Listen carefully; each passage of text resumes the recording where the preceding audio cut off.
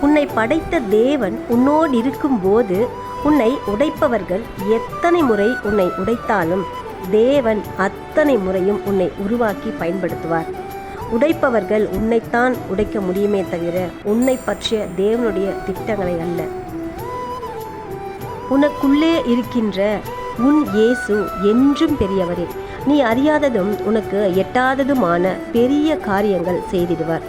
நம்பிக்கையில்லா நிலையானதோ, விசுவாசம் உன்னில் குறைவானதோ, அற்புதர் உனக்குள்ளே இருக்கின்றார், அதிசயம் செய்வார்.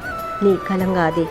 சூழ்நிலை எல்லாம் உனக்கு எதிராக இருக்கிறதோ, சுற்றார் உன்னில் பகையானாரோ, வல்லவர் உனக்குள்ளே இருக்கிறார். வலது கரத்தினால் உன்னை தாங்குவார். நீ பயப்படாதே, நான் உன்னுடனே இருக்கிறேன். ஏசாயா 41:10. ஆமென்.